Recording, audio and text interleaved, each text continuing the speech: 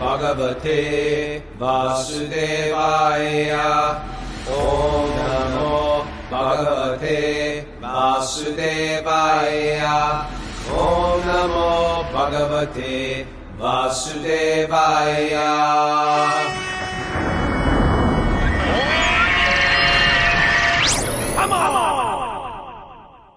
Live from Super Soul Farm.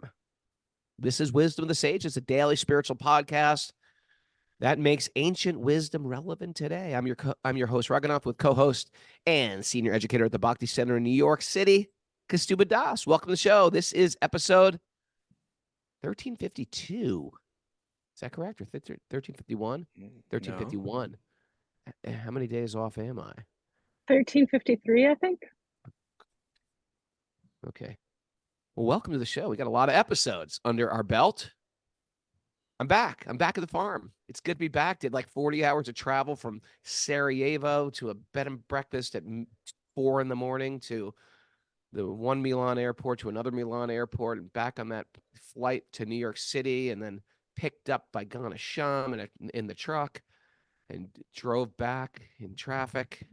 Oh, you had to do Made that it here switch late airport last things? night. Had to do the old switcheroo airport, and we got in at 4 a.m. Couldn't fit all of us in an Uber. Had to get 2 Ubers. Really? Slept for 4 hours in that Airbnb. Remember the old days where you could just sleep in airports? Can't do that. Can't do that anymore. They're like, yeah. Anyway, made it back. Woke up. I think I'm over my jet lag, believe it or not, and had time to do some deity worship, get a little grounded, say some prayers. Here for the show. Excited. Inspired. Okay, Mara spinning the dials here. I think she's spinning the dials, or she's just peering in. She's in Africa at her brother's wedding, Tanzania, I think, and Linda's here spinning the dials. Okay. Good morning, Linda. How are you? Kastuba, good to be back. Raghunath, when you say "How are you," I gotta wait for you to answer that. Yeah, I gotta. You could just say "Hi" and then you don't have to wait around. Okay. But if you say "How are you," I've been lugging around a jar of olive oil for you for the last. How am I going to get that? I got news for you. There's an expiration date on it. You don't get it in 5 days. I'm drinking. You're drinking that it? olive oil. Yeah, Maybe like a liver flush. I'm gonna drink it. Okay. Ever do a liver flush? Where you No, fast I for didn't. 3 days and then you I drink remember a people glass used of to do olive that. oil. Yeah. Oh my God.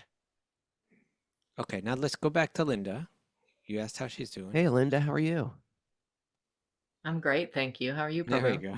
Look at her. She's so calm. See, Linda may be stepping in for Mara while she's off on her Gallivanting around. gallivanting around Africa. Africa Okay. with the animals. What's up, Linda? Talk to me. Tell me something. Give us some news. Well, how about some announcements while I'm here? There we go. Sure. We've got a BRG meeting today at noon, a men's meeting. And just a reminder that Wisdom of the Sages has launched our new online community platform at wisdomofthesages.com, where it used to take 5 different apps to engage in community chat, order merch, be able to take courses, etc. You can get that all under the wisdomofthesages.com site. Expertly organized. We've had about 50% of our Patreon subscribers move over, and all new content will only be on the new site. So really important that, you get moved over so you can be part of the community discussion. It's been really exciting. The feedback has been amazing. So please join us, wisdomofthesages.com. We have a treasure trove of offerings if people sign up for that. Sometimes people sign up for Patreon and they're like, okay, what was the last? And they can scroll up and see the last workshop that was done, or the Patreon secret stuff you get, classes, workshops, asana classes. But it was so difficult to get to. Now, expertly organized, a treasure trove of Vedic information by a lot of our community members. And it's by exciting. Us as well. And by us as well. Okay. Okay. Anyway, yeah. You ready for the nugget? You look a little, without Mara there, you're just a little confused. I'm a little bit off. I'm a little bit off. Yeah.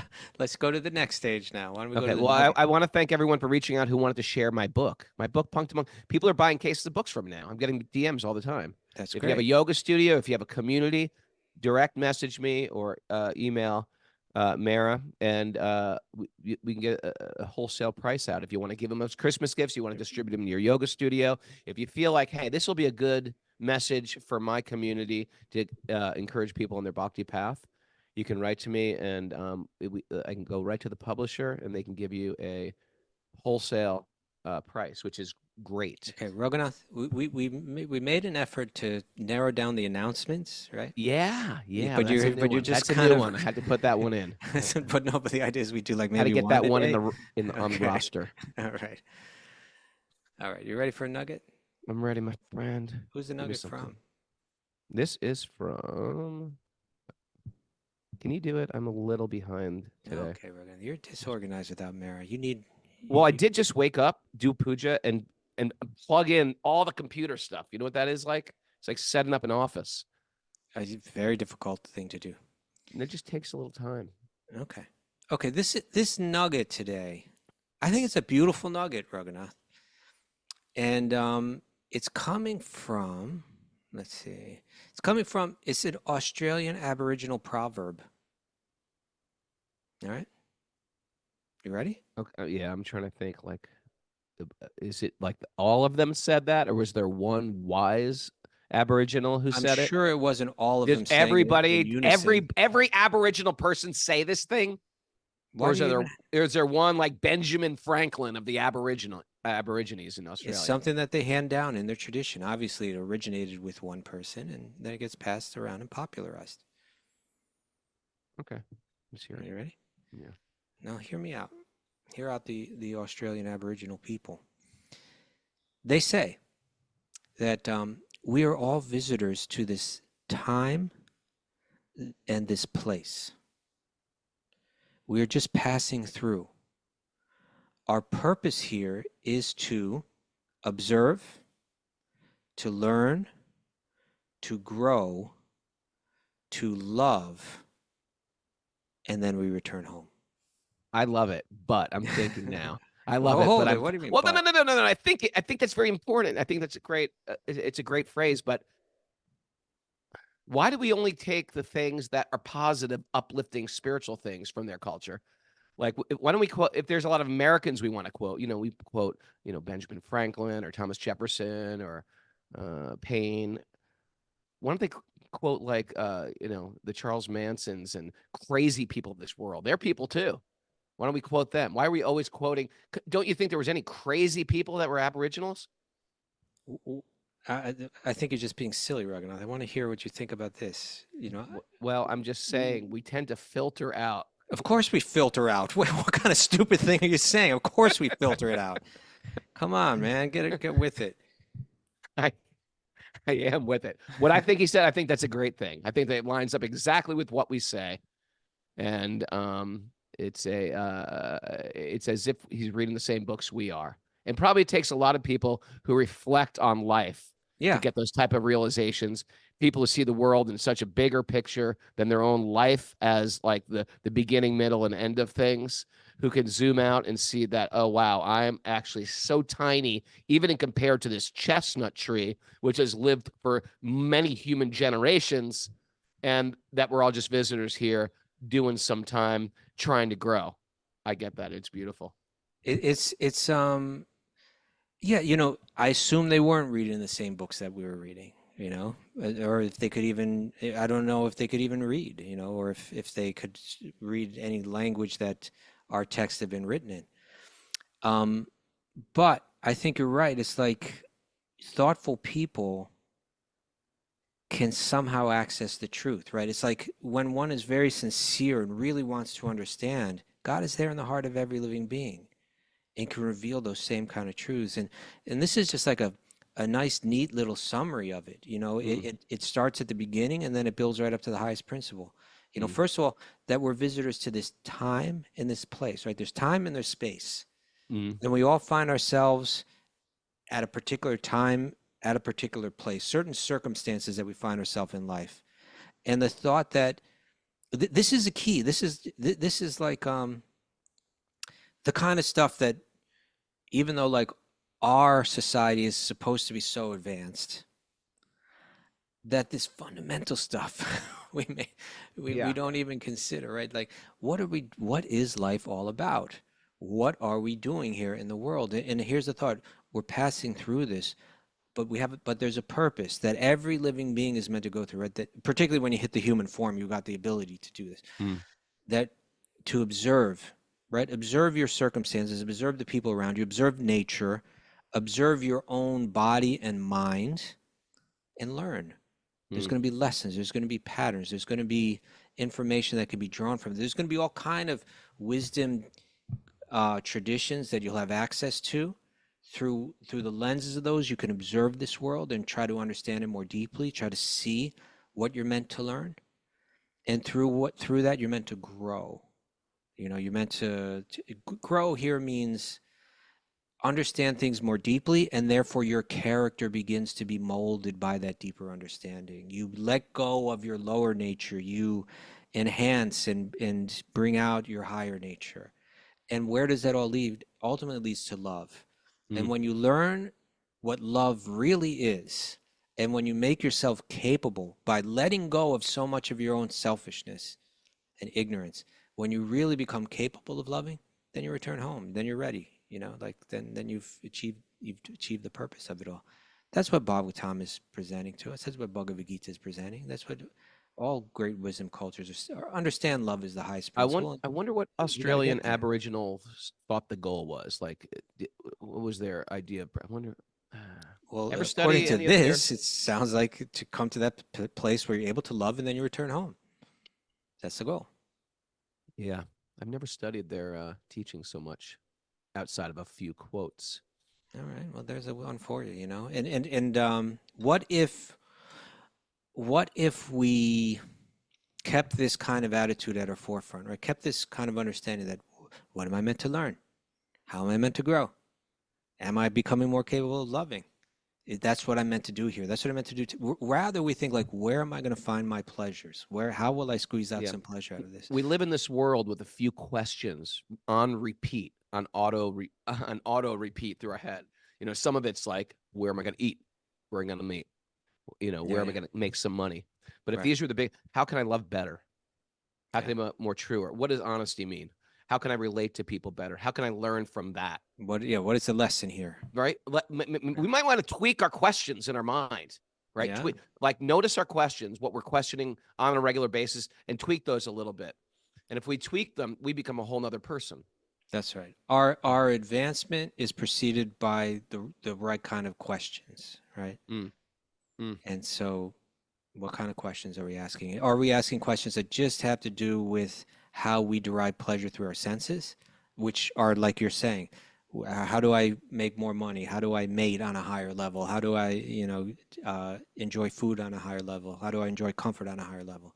That's where our questioning is going. What were we saying last week? It's just polished animal, right? Polished. All right. They're not wearing glasses because I'm polished. I wear glasses, but otherwise I'm an animal sniffing around. Same questions. Sniffing, licking things, smelling things. Ever just pick something up and smell it? It's like your dog nature just comes out. Like, where'd I get this shirt from? Is this shirt clean?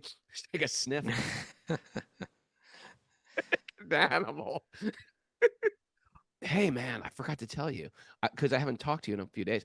I met this super cool guy who was a... Sounds like you're in love with him. Oh, I sort of am. He's a famous... You love him. He's a famous archaeologist, PhD, from Bosnia, who's discovered these Bosnian pyramids. Everybody YouTube search the Bosnian pyramids. And he had so much incredible alternative archaeology pyramid information. And me and all the kids, we went into these tunnels, into these pyramids in the middle of the woods. And it was super cool. And it's incredible. We're going for kilometers and kilometers. And you can the way they built these tunnels, it keeps fresh air constantly recycling so you can breathe in there. It is a complete squirrel, but I thought I'd find it interesting. I thought you'd find it interesting.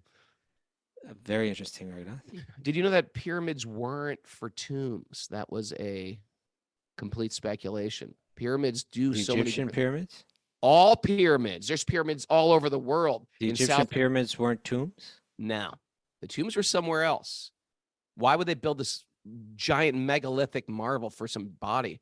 It wasn't like that. The tombs were somewhere else, and somehow it got wrapped into that. But pyramids have special potency, and there's pyramids all over the world.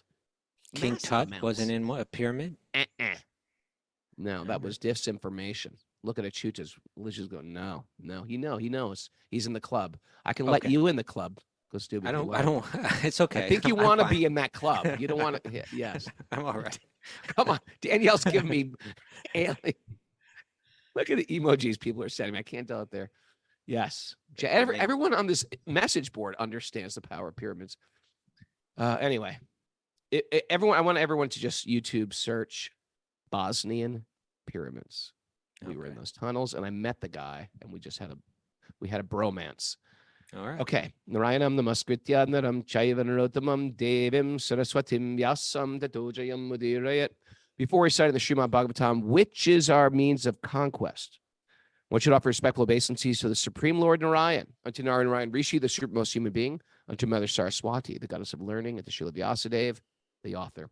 Nasta prayesva badresu nityam bhagavat sevaya bhagavati uttama shloki bhaktir bhavati naishtiki. By regular attendance in classes in the Bhagavatam and by rendering service to pure devotees, all that is troublesome to the heart will become eradicated. And loving service to the Supreme Lord, who is praised with transcendental songs, we establish as an irrevocable fact.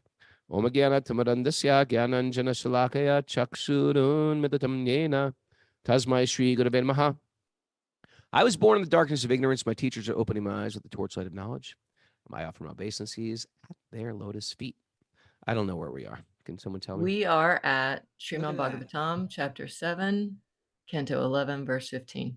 Wait, let's try that again. Canto Wait. 7. Canto Canto 7, 7, chapter 11, 11. verse 15. Chapter 11. Verse Yeah, 15? Why don't we go Yes. back to 13, though, Raghunath? Because I think Okay, that's a I good got place. you. 13. So, do you remember who's speaking? I don't even know my own name here. Okay. Okay. Uh, we need to talk about Narada it. Muni is speaking, the great sage Narada. Yudhishthira, the great king Yudhishthira, has asked him, give me instructions, share with me about the organization of society, right? This Varnashram Dharma. How society is organized in such a way, how different individuals, according to their aptitudes and proclivities and mindsets, what duties they should embrace, what are their responsibilities, in such a way that we can all serve one another and move forward spiritually. Something that became warped into a tool of oppression known today as the caste system. Mhm. But just because people misuse something doesn't mean that there's not some kind of brilliance behind it. Sure. And so there's a lot to gain, as we move through this election year. I just can't. We're not help. going to comment on that.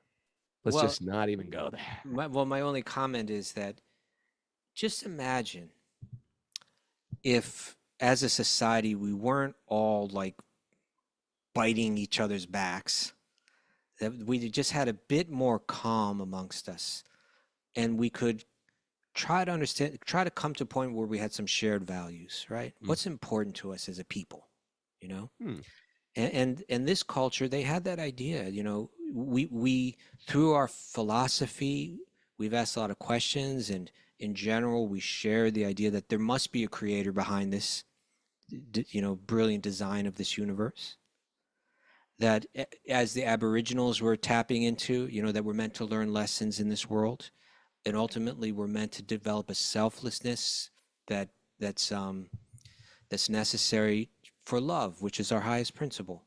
Okay, do we all share that? Yeah, okay. Do we also recognize that we have different aptitudes and that society requires different roles? We do. Okay, let's train people. Let's recognize those aptitudes or those mindsets in people, even when we're young. Let's instill within them ethical codes that help that kind of reinforce our ability to care for one another, you know, so that our ideas of success have to do with how caring we are, how protecting we are, you know, how wise we are. Let's instill that. Let's train people in that, even from a young age, so that, you know, imagine if our presidential candidates were all like, we've all gone through the educational process for what it means to be a leader. Hmm. We all share the values that are there, that a leader needs to be the following, right? They need to have a certain strength, a certain power. They also need to be very caring. They need to listen to wise people.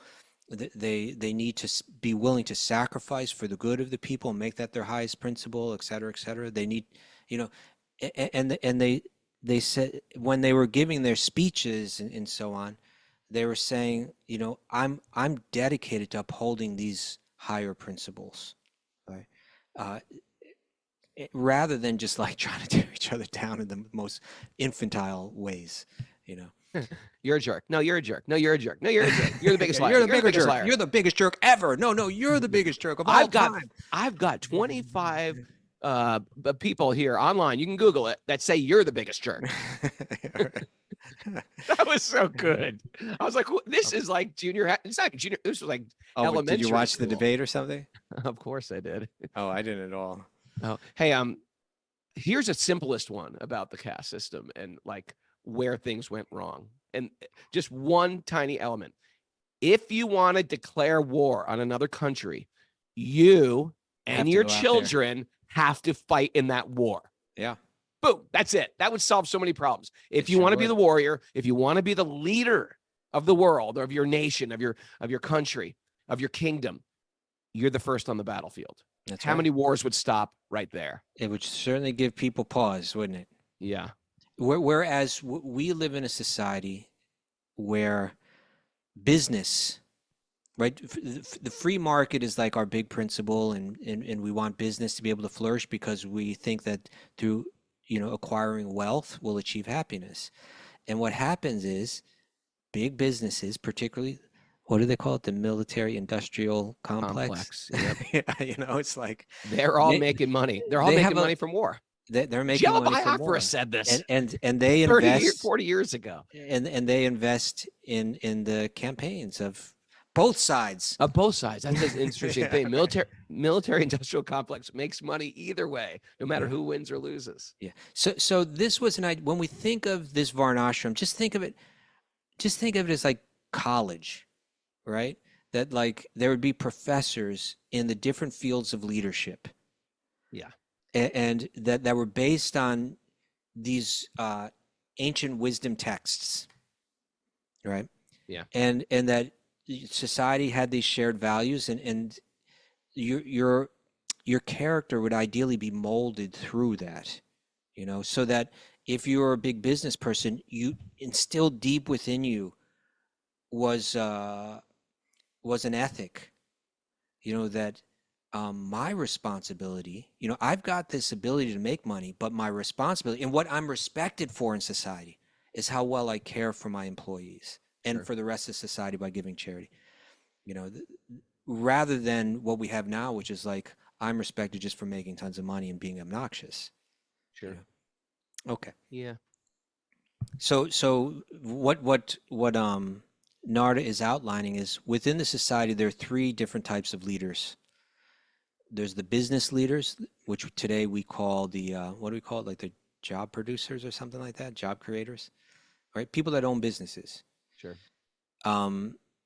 These three categories of people that don't get paychecks, they don't work for a paycheck. That's the fourth category. It's called Shudra, right? Where I have the way that he's going to lay it out here is you have a master, right? And when we hear that word, we don't like that at all. But the idea is that ultimately that's what, if we get a monthly paycheck at a business, in a sense, what we're doing is we found a master that's willing to pay us, and we do what they order us to do. It's the same thing. We're doing it anyway. Whether you like it or not, you're doing it. Yeah. You have freedom in the caste system right now. You have freedom when you step outside of those work hours, just theoretically, but you have to follow and so, you know, we'll get to that as we read it, but like the Vedas are saying, yeah, your job if you do that is to satisfy your master. And when we hear that, we're saying, oh my God, what kind of like serfdom are they talking about? No, we all are living in that world, people. Wake up, right?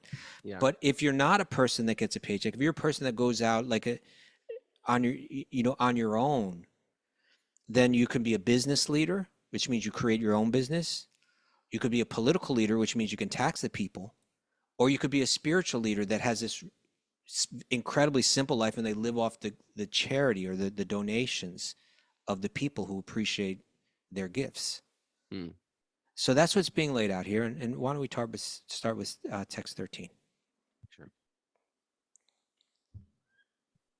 Those who have been reformed, as we read this, by the Garbhadan ceremony and other prescribed reformatory methods, performed with Vedic mantras and without interruption, and who have been approved by Lord Brahma are Dvijas, or the twice born. Okay, Such brahmanas. let's just hold it right there. When it says performed without interruption, I'm not sure, but that might indicate, in other words, through the generations, it's been handed down without being broken. Right. Okay. People can, And so they're saying they've been reformed even by the Garbhadan ceremony, which, one very significant thing that's going to come out in this chapter is Narada is going to say that these roles in society are based on one's character, on one's merit, that birth is not the prerequisite, although here it's saying the Vedic culture is balanced, right? It's saying that ultimately it's your character and your competence that determine the role that you play. But they also recognize that the family that you're born in will have a lot to do with the development of your character and your competence. Sure. And people don't get this, and this is what they have. What people have issues with that system, that you marry within your community. Mm-hmm. And this is like sort of like a new generation that there's marrying outside of their community. But if you can see it in animals, how we do it, we raise, like I have a Labrador. Labradors are meant to retrieve. They're also very smart. They can do things like, can be medical dogs. They can tell if your blood sugar's low. They can be trained for diabetes. Yeah, golden retrievers. Certain dogs protect. Certain dogs are great service dogs. And they've been raised. Some dogs just don't do anything. Some dogs don't do anything because they've never been trained. But the point is, there's bloodlines of dogs. And if you get a pure bloodline, those dogs become very valuable. Or racehorses. There's a pure bloodline. We get it with animals, for horses, for dogs, for, whatever, show roosters. There's a I don't know where I got that from. Show rooster. But anyway, or for sheep, for a particular type of wool. So there's reason why you have a particular bloodline, because it gives a different physical, material result. And beyond the bloodline is just the training that you'd get in that family, right? Within that, but some are better for certain things. Sure. That's for sure. So within a human, I'm speaking on the human level, like sure. So on a human level, if you're born into a bloodline of warriors, you're going to be big, you're going to be strong. You're going to be bigger, you're going to be stronger, etc. Not every kid is. Sometimes you kid who can't runt. fight. A runt of the litter. He's not so he's not so diplomatic.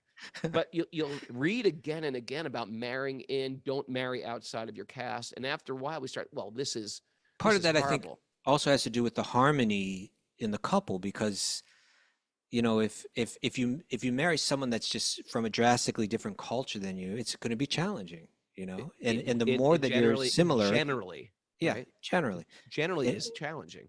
Yeah. Does that mean generally the more similar it is, it's going to create a greater sense of ease in the connection? Does that mean we as individuals are bound by that stereotype? Not entirely. Not necessarily. No. There's always people who are very unique to their stereotype. And we're ultimately spirit souls. We can transcend even our body and our mind and our proclivities, and we're not bound in cement by a stereotype. But generally, so India's been doing that for years. There's a lot of Asian cultures insight. Are still.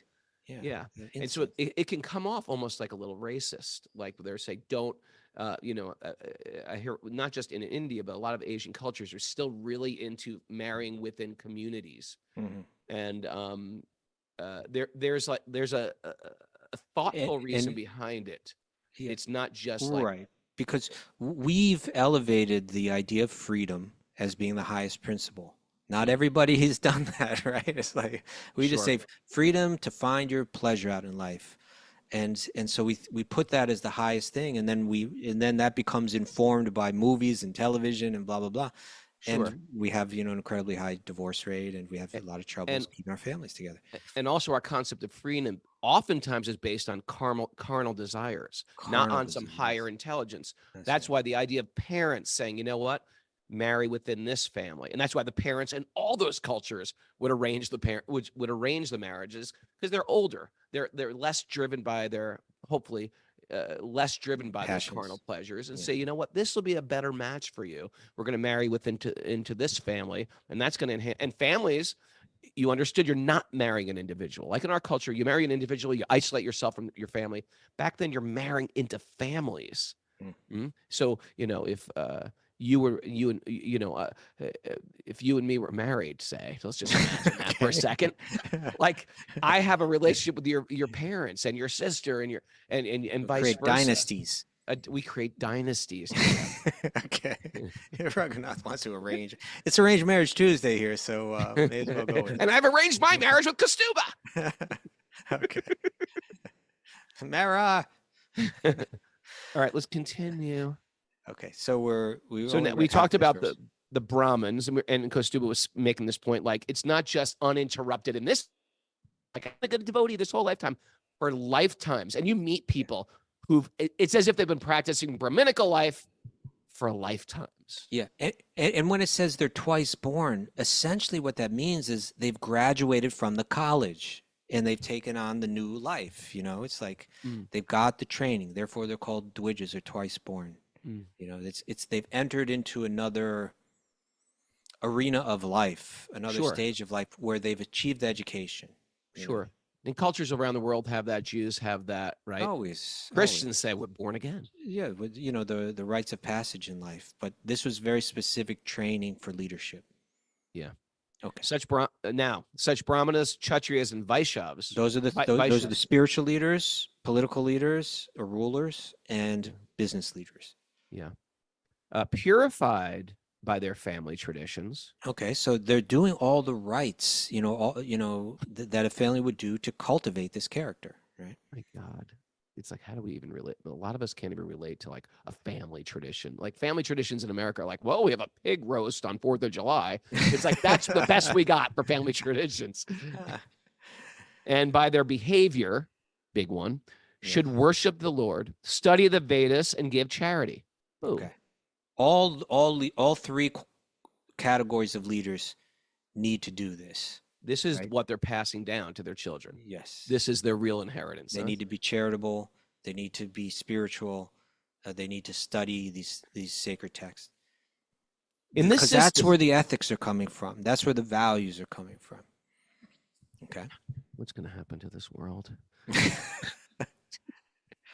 In this system, they should follow the principles of the 4 ashrams: brahmacharya, grihastha, vanaprastha, and sannyas, right? That's the celibate student, right? The controlled student life, not like our high school, right? Yes. Grihastha means like a spiritual marriage. Responsible marriage age, yeah. Yeah. Vanaprastha. Retiring from your business, letting go of sex, letting go of money. Now you're being cared for by the younger ones in the family, and husband and wife are dedicated to deep spiritual practice and giving some guidance to the younger ones. You know, and then like final retirement. It's like, you know what? This world is a dream, and I'm just going to go out and find God, the sannyas. Yeah, yeah. So here it is. You know, two groups of 4, right? One is your varna, your occupation. Again, you know, there's those 3 different types of leaders, and then there's the people that work for the leaders. And then also 4 stages of life that you pass through. And again, in each one, your responsibilities, your duties are clearly laid out, and they're progressive. They make a lot of sense. They're to help cultivate your higher nature and let go of your lower nature. All right. Text 14. A king, for a Brahmin, there are 6 occupational duties. Do you know what those? You want me to read what those are right now? It's worth mentioning. It's 18th chapter. No, the occupations, not the qualities. Yeah. What are the occupations of a Brahmana? So it's worshiping the deity, Okay. performing the rituals, and Okay. teaching others how to perform those rituals, Okay.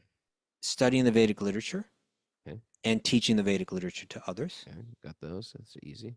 accepting charity, and then Okay. giving charity to others. Hmm. Those are the duties of the Brahmanas. Okay. I think I got that. So for Accepting charity, giving charity, worshiping deity, teaching how to worship the deity, and studying the Vedas and teaching the Vedas. there you go. Ooh. A king or a kshatriya is not allowed to levy taxes on Brahmanas. Hold it. Why don't you just start Did I again? make that? For Okay, a Brahmana, for a Brahmin, there's 6 occupational duties. A kshatriya should not accept charity. that's right? the warrior ruler. Yeah. But he may perform the other 5 of these duties. Okay, so that's significant, right? The Kshatriya is not accepting charity. But he The- can still give charity. One part of the brilliance of this Vedic culture is it can recognize, like we have this thing now, we call it toxic masculinity, right? Yeah. When we and there, I believe there is such a thing as toxic masculinity. I would say it's when you believe that your insensitivity towards others is like a virtue, right? It's like I just push myself away around and that should be admired. Mm. That's toxic masculinity.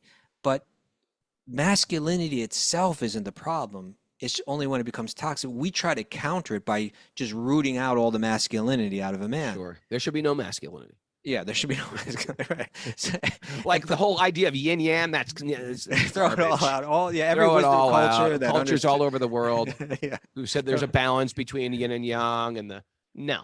Yeah, and so they recognize the value of masculinity, and they also recognize that certain men, it really runs deep in. And rather than try to root it out of them, it's like, let's refine it in them and use it for good rather than for harm, right? So part of that, like a warrior, when you would look at a warrior, right?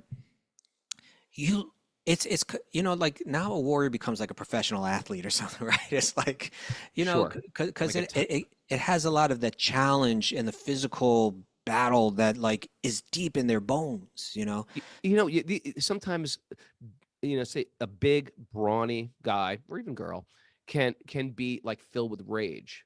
So they're ready to fight. They're ready to step in. They're ready to harness it, right? Harness it, refine it, sand it down. Give it an ethic. Give them a code, right? Sure. Just that we even see that in sports is like, you don't always see it, but like when sports are working well, right? It's like these athletes, they have this code of like sportsmanship, and they have ways of inspiring one another to act selflessly on the quote unquote battlefields, Mm-hmm. and that kind of thing is smart, and it does build character. So but like say you get a guy like Tom Brady, right? He's probably like 6'3". Yeah. Right. Very handsome. Oh, Why did you light up when I said that word? I just like to hear you say men are handsome. Courageous. You know what it's like to stand there in the pocket as a quarterback while like these huge vicious guys are just like going at you, who are paid high salaries to kill you, right? To just knock you out, piece of you. Yeah, and you got to stand there in that pocket with a cool head, focus on your mission, and like find your receiver. It's like you got courage. You got and when you walk down the street, like when Tom Brady walks down the street, people are taking notice. It's like, whoa, that's Tom Brady. That's the guy that performed all these heroics. Look at him. My God, he's huge. It's like, yeah, it's like a lion amongst men. So when you've got that body and that character that kind of excites people, you're going to develop this ego, right? It's only natural. Yeah, it's only natural. The ethics, the code that comes with the Kshatriya is their humility towards to the wimpy little spiritual guy that's full of wisdom and renunciation, right? Like that. They when the skinny little Brahmin with his books walks in, they bow down, right? And part of recognizing their ego is they don't accept charity. No, I don't accept charity. I go out and produce, right? And I give charity. Like That's part of like their that's why when Arjuna in the Bhagavad Gita said right at the beginning, I feel like putting down my bow and living by begging. Yeah. I can think that would be better. It's like, whoa, where is this coming from? You're the warrior.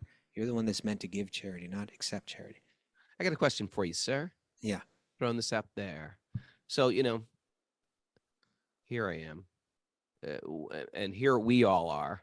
And we're not from these like pure bloodlines that have been passing down for generations. What value does this study of the Varnas and ashrams have for me, who is basically some type of kennel mutt? Like some abandoned dog type of. You ever look at a dog and be like, what kind of dog is he? Well, be part pit bull, maybe, or hound. So if we're so muddy, how are we supposed to figure out where we fit into this, or should we just not think about this and say, you know what, Okay, we're spirit souls, let's move forward like this? It's such an important question. There are two considerations, right? The one is that there's a brilliance in this psychology of personality types, and understanding it can help one be successful and serve in this world, and to grow in this world, to evolve in this world. If it's clear that, hey, with my psychology, I have certain weaknesses, and these codes address those weaknesses and bring out the best in me, that's going to be very helpful.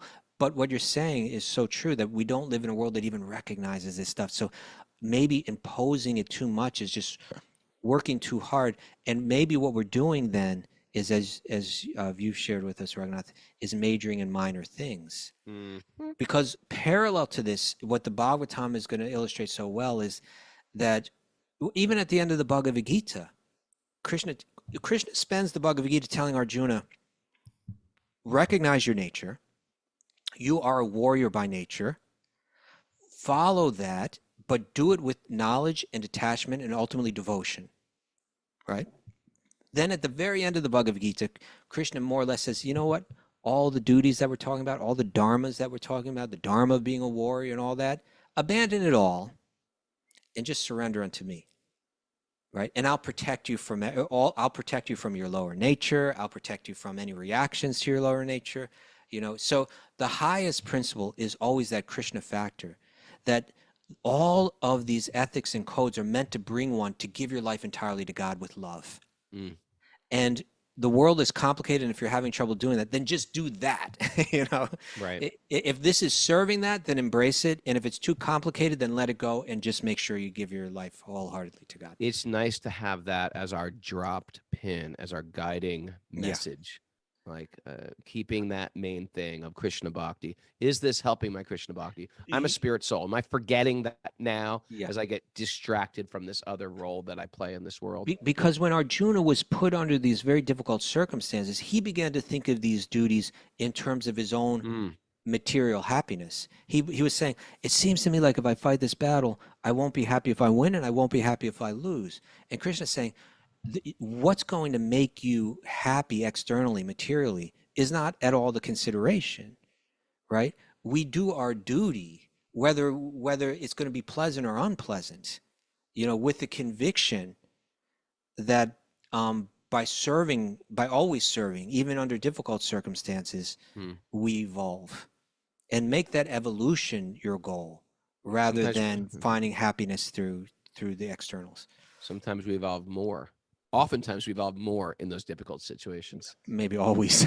Right? Maybe always. When things are good, I'm just like, I'm the center and the controller, and I'm so intelligent. It's like we're in bigger illusion when things are good. Yeah, and so when Arjuna spoke that way, because they were within this culture that where all of these values and responsibilities were so clear, Krishna could immediately speak to him and say, what was it? Kutashvakajmalam idam vishme samupashitam. Arjuna, where is this? This isn't the Arjuna that I know. This isn't the way that an Aryan, and of course, that word was bastardized or co-opted, but it means someone that knows the values of life. This isn't the way that a person that knows values speaks. Yeah. Okay, but let's go back to 14 because it's all coming out here. For Brahmana. Yeah, for their 6 occupational duties. And for the Kshatriya, the warrior, Yeah, a kshatriya, or a king or a kshatriya is not allowed to levy taxes on brahmanas, but they may. No. You got to But go he, back. A kshatriya should not a accept kshatriya charity. should not accept the charity, but he may perform the other 5 of these duties. Okay. A king or a kshatriya is not allowed to levy taxes on brahmanas, but he may make his livelihood by levying minimal taxes, customs duties, and penalty fines upon others, his subjects. Okay, so he's the ruler. He's the one that's said, put the badge on me. I'll protect everyone from the criminals, from the invaders, from whatever, Yeah. dangers come to our community. I'm willing to die for that. I'm willing to die for you, Mm. But in order to pull this whole thing together, we're going to have some taxes. They can't be, the brahmanas now could say, you know what, you're taxing too much. Mm. Look, you're making the people suffer, and they're not able to kind of perform their own duties or pursue their own spiritual path because you're taxing them too much. So minimal taxes can be levied. Custom duties, if some traders are coming through your land, you're allowed to create some taxes on those. Mhm. And you're also allowed to fine people. If you're breaking the agreed upon rules of society where we're respecting one another and you break them, then the fine serves as both a way to curb that behavior as well as to fund, communal, interests. So that's what the king can do. But they're not meant to do that to the brahmanas, because the brahmanas are just beggars, right? You can't tax them. They're exempt. They've already should have given away their. They've given everything away. Yeah. We're talking about some very, very high ideal here, but it's important and interesting to study that high ideal and then see, hey, what can we bring into our own life? We're not going to have this society for the most part. Yeah. Okay. Then the mercantile community, that's the business leaders now. The mercantile community should always follow the directions of the Brahmins and engage in such occupational duties such as agriculture, trade, and the protection of cows, which was the basis of the economy. Mm-hmm. Okay, so let's hold right there for a second. The mercantile community should always follow the directions of the Brahmins. What? It's like we got to just do whatever but the idea was, because those are the people that are going to help protect your workers, because they're the ones that are going to say, you see how detached I am and I'm happy? Mm-hmm. A little detachment is not going to make your life bad. Care for your workers, provide for them, pay them salaries enough so that they can live comfortably and happily. Those are the directions that they have to follow. Those are the kind of directions they're going to get from the Brahmanas. So if you have a mercantile community that's not accepting that kind of compassionate wisdom, you're going to create hell on earth. And what you have is you have unharnessed greed, just going out just more and more and more. And then you get to this point, and any thoughtful person who is very good at business will get to this point where, how much is enough? How much do I actually need in this world? It's almost shocking sometimes when you study the lives of these very wealthy people. Shocking. And they just what is there to purchase? What do you want to purchase? Yeah. What do you think? That's where the wise person has to sit down with them and explain this to them, right? Hey, you're getting out of control. Right? You're not going to find happiness that way. You're actually going to become miserable that way. Well, they get a care happiness for your workers. Yeah, right? they do get a happiness, but it's a lower grade happiness. And even then, some of them are the most depressed people. Right? All right, I think we should stop there for today, and we'll find out about the Shudras tomorrow. Tomorrow, the Sudras. Linda, how are you? I'm doing well, thanks. Good show today. Was it okay? Yeah, great. I sometimes don't know. Sometimes I get off the show and I'm be like, did that stink? Was that good? You ever do that, Christina? Just was that good? Yeah, I do. As I say how I feel about it. But Linda's the person that's she's worked out there in that business world and everything. I wonder how these things how does it land for a real person? Resonate with you? They resonate deeply. Has real life experience. They resonate deeply. I am one of the I am a person who was in the corporate world for a very long time, and then Krishna just took away all my desire for it. I just couldn't do it anymore. Welcome to our world.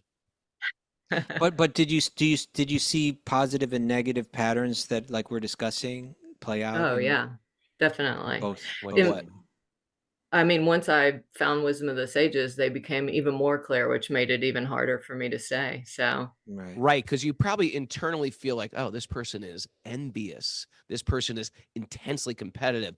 This person's got unbridled greed. But then when you hear it explained in the Vedas and why they have that and why it's a problematic thing and why we shouldn't even hate them but feel sorry for them, then yeah. it probably makes it more crystal clear. Or maybe she also had experience with compassionate leaders that I did. that were Yeah. happier and led better, a better quality life. Yeah. Well, I had Yeah. compassion both ways because I was I was deep in my ego for a very long time. So, You? I made it my spiritual practice to see myself and others that were acting in ways that I wasn't, that I thought I didn't want to be that anymore. So it Right. really motivated me to work on my own, Hmm. And that part, Mama, shortcomings. in the heart was just directing you step by step, I think. Yes, Beautiful. indeed. Okay. Linda. Well, I have a deep appreciation for Marriagey, and I've you're done my supposed to give us best the to gather nuggets, some right? takeaways. You're taking today. over the all her takeaways. duties? You're taking over all her duties? She's taking it as away. much as I can, Prabhu. What's for lunch? That I cannot help She you always with. makes me a good lunch.